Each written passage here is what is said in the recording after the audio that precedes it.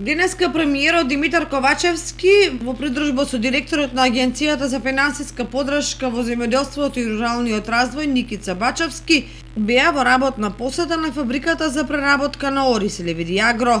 Одовде премиерот Димитар Ковачевски истакна дека владата е во секојдневна комуникација со стопанските субјекти со цел да се креираат навремени и таргетирани мерки што се носат и на дневна основа за да се заштити стандардот на граѓаните како и ликвидноста на компаниите. И истакна дека владата секогаш ќе ја дава потребната поддршка на земјоделците и производителите на ориз со мерки преку Министерството за земјоделство и платежната агенција. Во оваа прилика би сакал да истакнам дека земјоделците, производителите ја имаат нашата поддршка. Тука се и платежната агенција, Министерството за земјоделство и сите институции кои работат во областа на земјоделството, кои нудат мерки, субвенции и програми за зголемување на домашното производство и конкурентноста на домашните производи, како на домашниот, така и на регионалните и светските пазари. Во услови на криза, заедно со сите други мерки, се носе и програми за поддршка на нашето производство на храна. Конкретно за оризопроизводството, за 300% ги зголемивме субвенциите за производство на ориз. Денес имаме највисока историска откупна цена на оризот, која што се движи од 36 и 38 денари за откупен килограм.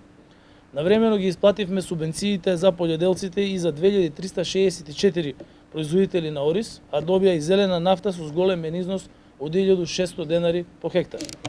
Воведовме посебна мерка за набавка на комбајни за жнење на ориз, како и мобилни сушари за ориз.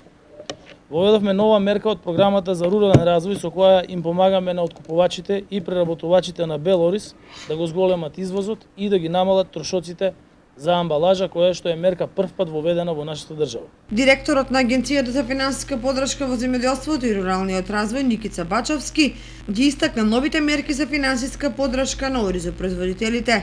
Во последниот период, односно февруари навака, се реализираа неколку важни финансиски поддршка кои што ги тангираат оризопроизводителите. Најпрвен исплатени беа субвенциите за сите полјоделски култури, вклучително и оризот, каде што како корисници се јавуваат над 2300 земјоделци. Дополнително со вчерашната исплата се исплатија дополнителните 3 денари за предадена оризова арпа за периодот од 16 декември 2021 година до 30 јуни 2022 година, со што практично се заокружи финансиската поддршка која што беше ветена уште во 2021 година, а која што беше зацртана преку програмите, ковид програмата и програмата за финансиска поддршка, главно поради нарушувањата на пазарот кои што се случија поради здравствената ковид пандемија. Генералниот директор на компанијата Левидиагро Јашар Ахмед Оскул се заблагодари за државната поддршка во подобрувањето на пласманот, особено за потпишаната споголба меѓу македонската и турската влада за бесцарински извоз на кочански ориз во Република Турција.